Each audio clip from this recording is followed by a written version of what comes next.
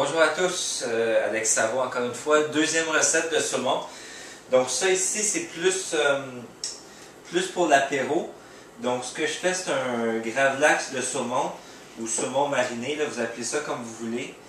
Là, tantôt j'ai gardé la peau parce qu'on en avait besoin. Là ici, je veux enlever la peau pour mieux mariner le saumon. Donc là, il y a un truc, là, je ne suis pas super bon pour faire ça. Mais l'idée, c'est qu'on veut faire une petite incision. Ah, là, je passais à travers la peau, vous voyez. C'est pas ça que je voulais faire.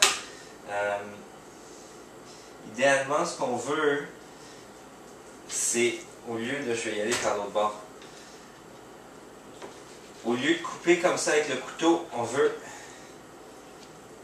tirer le saumon. So basically, what I'm doing here, I'm taking the skin off, and not very good at this, so I'm going to try it out anyways. Ideally, what you want to do is, instead of cutting with the knife, okay, I can't do it, you want to try and pull on the salmon skin like this. And this, normally, should make, oh, not bad, not bad. Fait que là, j'ai finalement réussi, là, une fois que j'ai eu une bonne grip, et puis c'est supposé être plus facile comme ça. Je suis pas encore assez habitué pour que ce soit plus facile, mais bon. Je vais juste me rincer les mains. So, I've rinsed the salmon before starting this, just with water, and then you pat it dry with a towel that, you know, you'll obviously wash after. But, you know, takes out that gooey, gunky feeling the salmon has. Fait que j'avais déjà, ce que je disais, c'est que j'avais déjà rincé le saumon avant. Puis je l'avais séché là, pour enlever le genre de glu qu'il y a sur le saumon.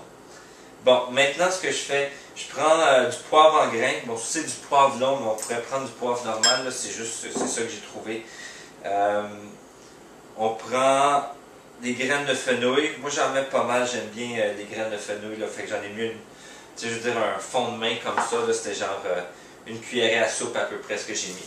Je prends mon mortier. Bon, si on n'a pas ça, on peut utiliser genre à la limite, tu peux utiliser un blender ou un moulin à café, ou on peut prendre le fenouil, on aurait pu le laisser entier, puis on aurait pu moudre du poivre. So, I put some pepper and some fennel in here. Could have easily used ground pepper.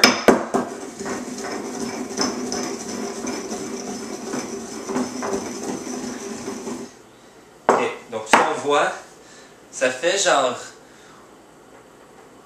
par rapport à le grinder, ça fait des motons et des morceaux plus petits. Donc on a une variété. So instead of it being completely ground up, it's like halfway ground up. That's the interesting thing with the mortar and pestle, I think it's called. Ok, fait que là, on a notre poisson ici. Ce que je vais faire, je pourrais prendre, là je prends du papier parchemin. Ça pourrait être du saran wrap, mais j'en ai plus, fait que là, j'ai essayé d'improviser avec le papier parchemin. So I've improvised because normally I would use saran wrap, but now I don't have any more, so I'm using parchment paper. So I'm laying down the salmon in there, j'ai le saumon là-dedans. Encore une fois avec du fenouil. Ça pourrait être de la menthe, ça pourrait être n'importe quelle herbe que vous aimez bien. Moi, j'aime le fenouil avec le saumon spécialement. Donc, c'est pour ça que j'utilise ça. Même chose que pour l'autre recette, on va enlever l'excès de branches, mais c'est pas important de tout l'enlever. So, same as with the other recipe, I'm taking out, you know, the big branches, but don't need to get all of them out. It's not a big deal.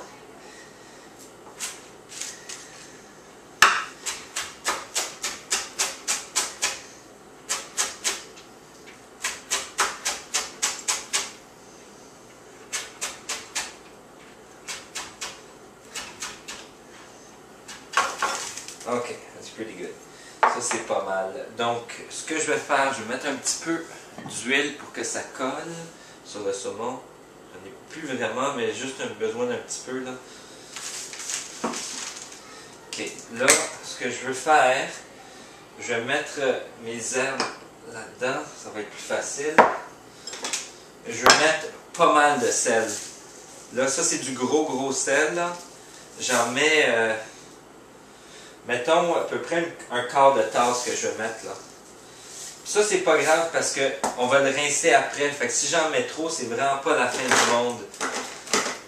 So I put like about a quarter cup of big salt in there. If you put a bit too much, it doesn't matter because we're going to rinse it off after. And there's too much, you just need to rinse it like a second time. Là, du sucre brun. Je mets à peu près, je sais pas, là, un huitième de tasse, à peu près la moitié du sel. Je peux en mettre plus, mais moi, j'aime pas quand c'est trop sucré. Brown sugar, I'm putting about half the amount of salt that I put in. Fait que ça, c'est ça. Là, I'm mixing all this up. Je mélange tout ça. Comme je disais, de toute façon, si on met trop de sel, on va tout rincer notre poisson dans 24 heures quand ça va être prêt. Donc, c'est pas grave s'il y en a trop, on l'enlève anyways.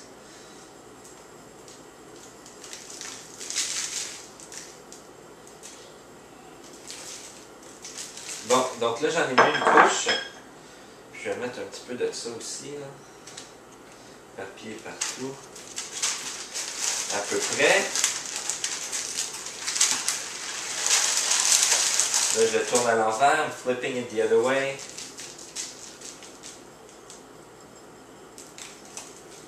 That's about it. Là, on met ça. Bon, je vais remettre je vais rincer les mains, là. So, I've put some on both sides. I'm going to add a little bit of oil. Like, almost done oil. This. Just to help it stick. C'est juste pour que ça colle un petit peu plus après le saumon là, que je mets de l'huile. Pas vraiment important. Bon, maintenant, je replie ça comme ça. Je replie ça comme ça. Et là, je le tourne. En gros, pourquoi je le mets dans un truc comme ça, c'est juste pour que ça reste bien en contact avec le poisson. Main reason I'm wrapping it up here is so that the sort of marinade stays in contact with the fish. It's actually the salt that's going to sort of halfway cook the fish. C'est le sel qui va faire la cuisson, donc c'est important que le sel soit en contact avec le poisson. Il ne sera pas cuit, mais il va être comme même consistance que c'était du saumon fumé. Là, ce que je fais, je mets ça au frigo 24 heures avec un poids dessus. Tu veux un bon 5 livres. Si vous avez une brique chez vous, c'est parfait. Si vous n'avez pas de brique, vous prenez quelque chose qui a cette forme-là, là, comme mettons un peu là. Je vais prendre un genre de moule comme ça, je mets du stock bien lourd, puis je le mets dessus. C'est ça que je vais faire en fait. So that's about it. Et donc, 24 heures. Après 24 heures, on sort du frigo, on le rince, on le sèche, puis là, vous en coupez un petit morceau. Idéalement, on veut le couper fin, mais on fait des fines lanières, comme si c'était du saumon fumé.